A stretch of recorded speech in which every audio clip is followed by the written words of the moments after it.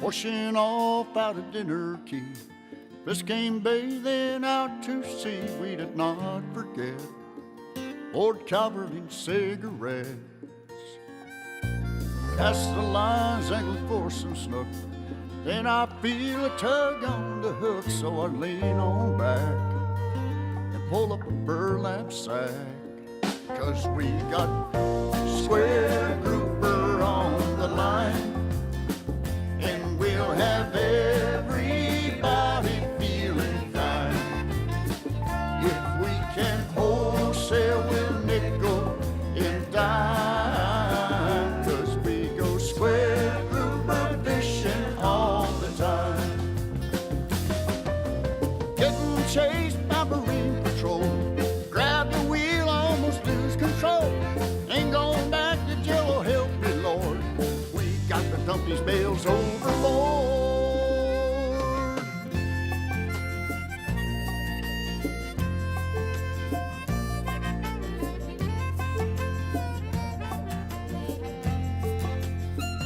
Now you'll find square grouper on the line, and you'll have everybody feeling fine. If you can wholesale your nickel and dime, 'cause we go square grouper fishing all the time. Yeah, we go fishing for square grouper all the time.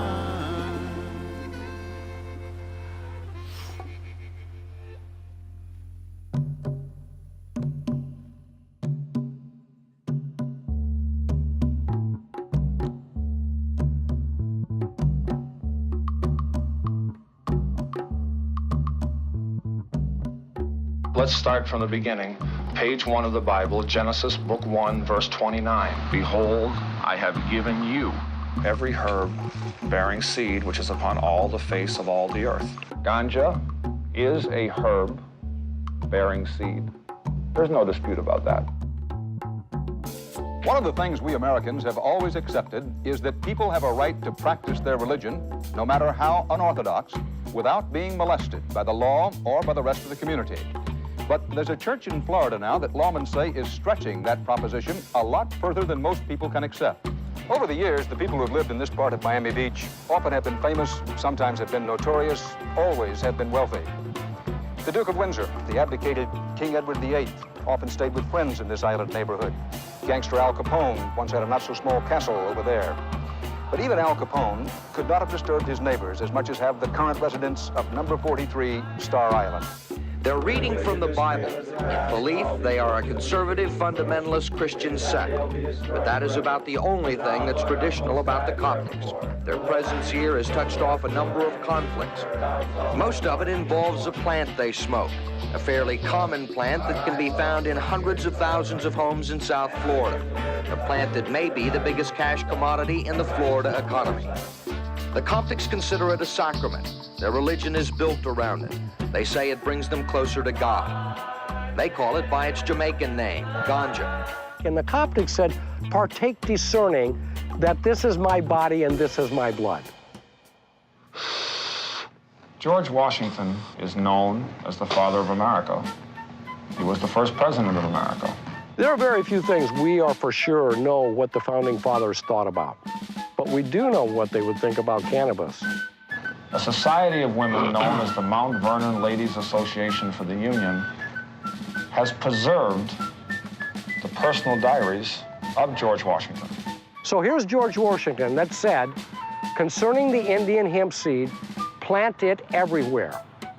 It was essential to the economic security of the country.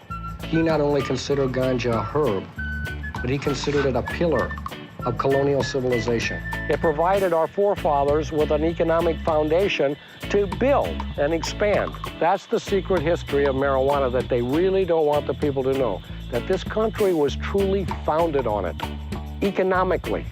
We couldn't have been America without the hemp growers. And I say today that we can't be America without them today. The Coptics' day is built around prayer. They try to sleep as little as possible. They say it's good for the soul. You know, in God's kingdom, in the perfect kingdom, there's no night.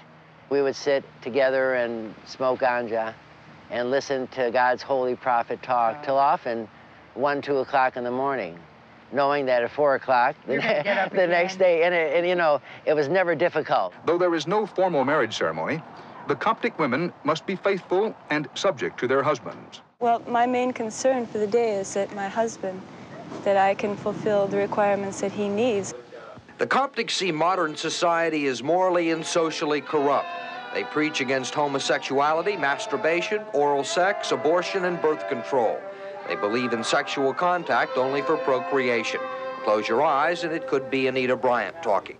The Coptics believe that human beings collectively are God and that the humans are supposed to act like God. That's the only security that people can have, is to stop their sinful ways, stop becoming homosexuals when they know what the scripture says about homosexuality. They know what wisdom shows you about destroying your own seed of life. They should stop their abortion. They should stop their birth control. They should stop their oral sex, their hand sex, and any way that they're destroying their own life and their own seed of life. They should stop those things immediately.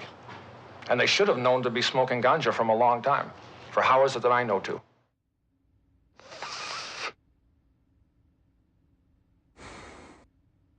There was a large amount of publicity about the Ethiopian Zion Coptic Church and its members.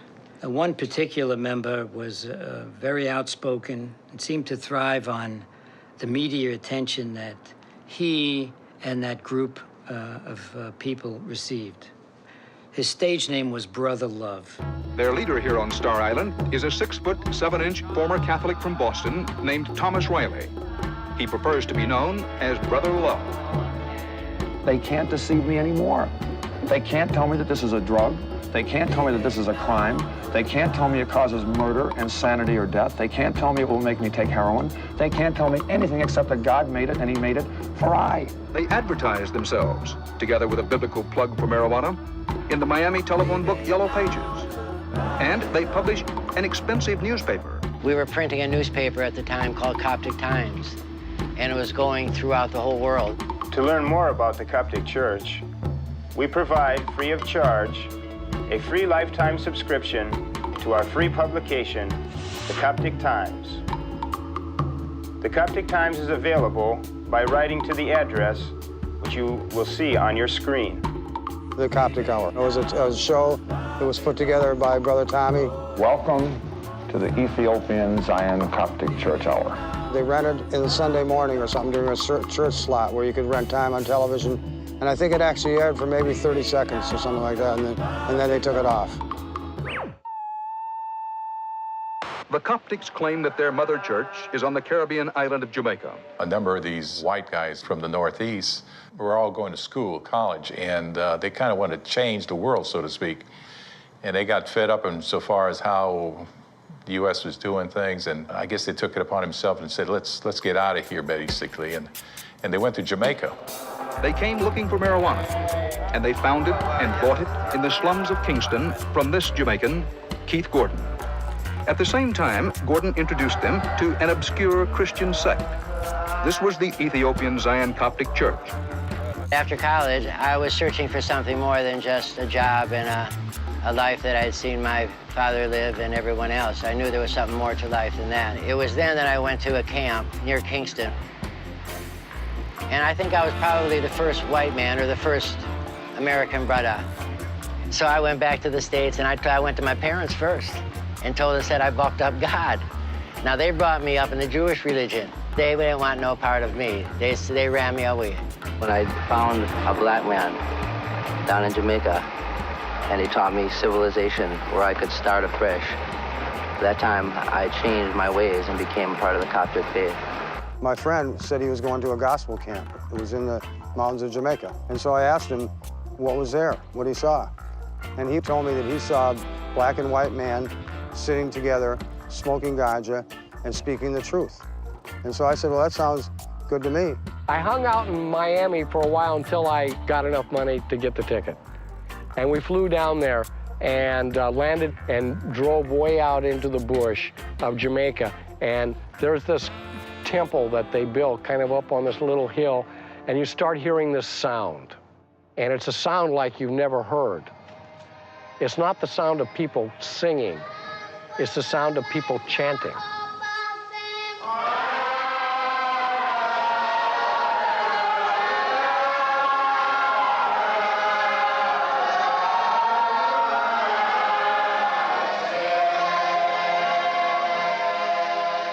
It was a little brown church in the Wildwood. When I came, I saw poor man living in the bush. When we came the first time, we slept on ground. We carried water on our head. As time went on, we realized that others were going to come. Brother Keith Gordon showed us that through Ganja, we would be able to find a way to expand. So we started to move herb. Law enforcement agencies say that with his newfound American friends, Keith Gordon's marijuana business took off like a turpentined cat. In the meantime, we got an individual by the name of Tony Darwin. Tony is a terrific pilot. He's not afraid to fly any type of plane. Cliff and I did some time together. They found out I was a pilot, and I found out they were smugglers, and one thing led to another, and here we were. Tony was a man that loved us and works amongst us, but he was a man that was dedicated to the flesh. I made many, many millions off the Coptic Church. I was moving probably 30 to 50,000 pounds a week, and it was nothing. It was maybe 2% of what was going on. We would load up the airplanes that we had in the middle of the night, and there were suitcases and suitcases of money. We took tens of millions, maybe hundreds of millions to Jamaica from the United States. The proceeds all went back into building. In a matter of a few years, we had Coptic Heights in Jamaica with vast lands planned out. There was 1,000 acres of farmland, houses, and it was all centered around the church. In Jamaica, the Zion Coptic Church is more than just a religious sect. It is an economic force in a poor, underdeveloped country. 2 years ago, this was wilderness. The Coptics brought in electricity, constructed an irrigation system, and built roads. Hundreds, perhaps thousands of people on the east end of the island depend on the Coptics for their livelihood. The church already is reported to have more than $3 million invested here. We established a trucking line where we trucked the food all over the island. We established supermarkets where we sold our own food. We established Marcus Garvey's Black Star Line, where we had ships bringing containers from island to island as a business. The Coptic Farms was the biggest employer in Jamaica at the time. They were making so much money from the sale of marijuana, the smuggling itself, that they were basically monopolizing Jamaica. I read a report one time that they had taken in over $1 billion, and $200 million was coming back to the government. It turns out that in Jamaica, the laws don't always pertain the same to one person as it does to another. You know, I never seen any money change hands, but they couldn't have had the size of operation that they had without the government being involved, period. Everyone knew, say, that Coptic was the government at that time. I mean, the ministers of government would come to us for help. We naturally kept the country afloat. In fact, the Prime Minister, one time, they asked him when he came to the States in an interview, and they said, how are things going in Jamaica? And he said, it's just a little sensimilia that'll keep the country going right now, and that was us. The new Prime Minister says that the export of marijuana from Jamaica is a critically important factor in the country's economy. Prime Minister Edward Seaga said quite openly on CBS yesterday that he expects shipments of marijuana to the United States to continue. It is not legal to export marijuana, but Seaga said that that law is rarely enforced in his desperately poor country. What they're doing is on an organized basis, exporting marijuana to Miami. Jamaican journalist Dawn Rich.